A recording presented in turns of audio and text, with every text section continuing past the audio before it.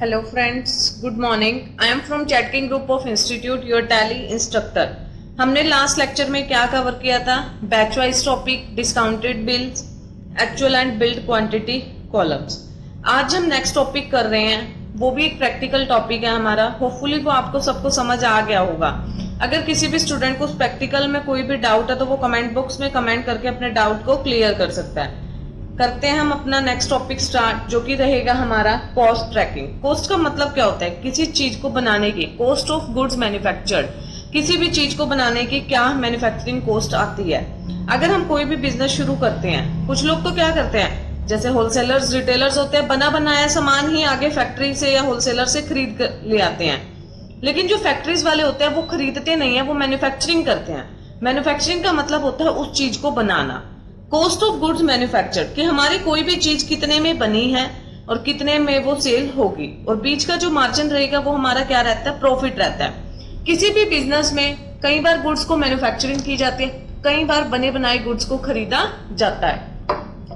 जब आप किसी भी गुड्स को मैन्युफैक्चर करते हैं किसी भी फैक्ट्री में, तो हर एक बिजनेसमैन या ओनर इस चीज में इंटरेस्टेड होता है कि वो कोई भी चीज उसको कितने में पड़ी और कितने में उसकी सेल होगी.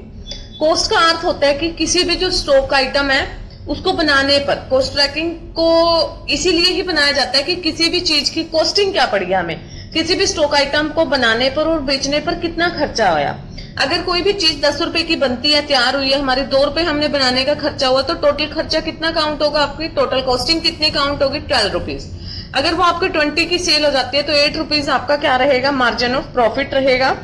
जो कॉस्ट होता है वो कैसे निकलता है? सेल प्राइस में से प्रॉफिट को लेस कर देंगे हम, तो क्या आ जाएगा? कॉस्टिंग आ जाएगा. कॉस्टिंग के लिए आपको या तो सेल प्राइस का पता होना जरूरी है, सेल प्राइस प्लस प्रॉफिट, या फिर कॉस्टिंग को आप टोटल कितने एक्सपेंसेस हुए आपके. अगर कोई फैक्ट्री है तो फैक्ट्री में सेल प्राइस से नहीं, कोई भी चीज आपकी कितने की बनी, आप इससे भी कॉस्टिंग का पता लगा सकते हो.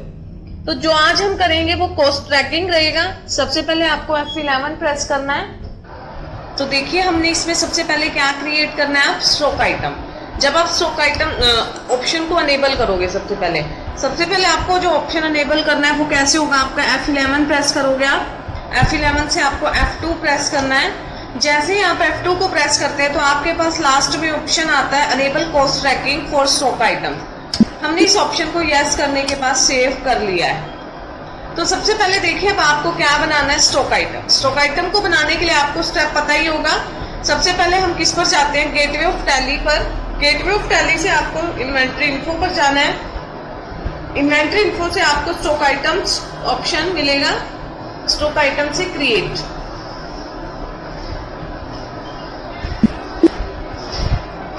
हमने इन्वेंट्री इन्फो पर प्रेस किया, then stock items, then create. हम जिस आइटम में डील करते हैं, जिस आइटम को हम मैन्युफैक्चर करते हैं, हम वो आइटम को क्रिएट करेंगे. हम 2 ही आइटम्स में डील कर रहे हैं, Dove soap and lux soap. मैंने डव सोप. यूनिट्स आपको जरूर सिलेक्ट करने हैं.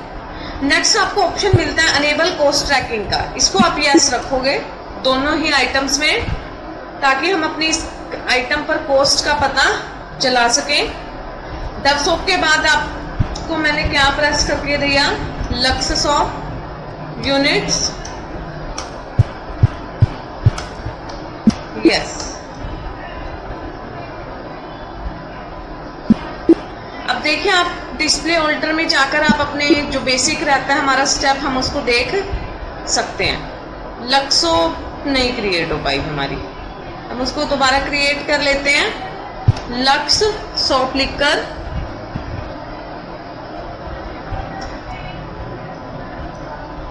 यूनिट्स में आपको पीसीस सिलेक्ट करना है. अनेबल कॉस्ट ट्रैकिंग को आपको यस करना है. सबसे पहले देखिए अब आपको क्या करना होगा? लेजर्स क्रिएट करने हैं हमारे पास. अगर आपको इस आइटम का ओपनिंग बैलेंस भी रखना है तो आप ओपनिंग बैलेंस भी रख सकते हैं. जैसे कि मेरे पास डव सोप के 50 या 20 पीस पड़े हुए हैं.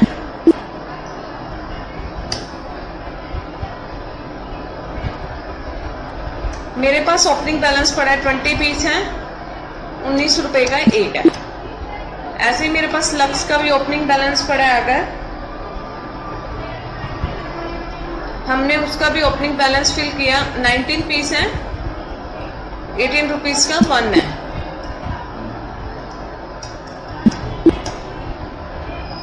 हमने ओपनिंग बैलेंस भी क्या कर लिया है, फिल कर लिया है। अब इसके बाद हम क्या फिल करेंगे, इसकी क्वांटिटी जो हमने परचेज की है। अगर हमारे पास परचेजिंग ही नहीं होगी, इस आइटम का माल ही नहीं होगा, तो हम इस आइटम में कुछ भी नहीं कर पाएंगे। हमने क्या किया, कैश में परचेज किया है डव सोप। डव सोप के कितने पीस पहले हैं, देखो आपको पुरानी क्वांटिटी नजर आ रही है, 20 पीसेस यहाँ पर डव सोप के आपको ओपनिंग बैलेंस शो हो रहा है। अभी मैंने इसके 130 पीस और खरीदे हैं, 19 रुपीज का एक ही रहा है। Cost tracking 2, cost tracking new number किया मैंने, 12 नंबर रख दिया। ऐसे ही मैंने लक्स सोप के कितने पीस थे, 10, मैंने 110 पीस और खरीद लिए 18 का। Cost tracking two new number 13 रखा मैंने इसका। ये फिल हो चुका है हमारा। दोनों चीजें फिल होने के बाद आपको डिस्प्ले पर जाना है, statement of inventory, item cost analysis, stock item. आपको देखिए जिस आइटम का कॉस्टिंग देखना है आप वो देख सकते हैं। हमारे पास इसका टोटल 130 पीसेस हमने परचेज किए थे, सेल अभी कुछ नहीं हुआ है, तो कोई प्रॉफिट और लॉस आपके पास नहीं आ रहा है। अगर आपको इसकी रिपोर्ट प्रॉफिट के साथ देखनी है तो आपको स्टॉक समरी पर जाना है।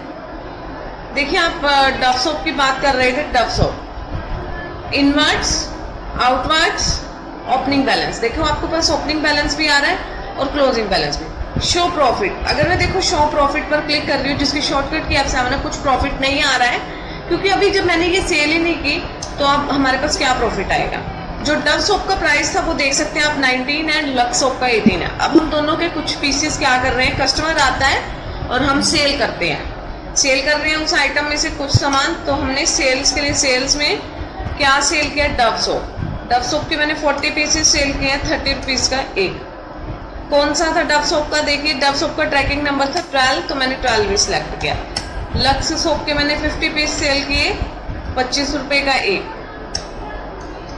न्यू नंबर आपने 13 लक्स सोप पे सिलेक्ट कर लिया है। अगर अब हम समरी स्टॉक रिपोर्ट देखते हैं इसकी, तो स्टॉक समरी पर जाना है आपको।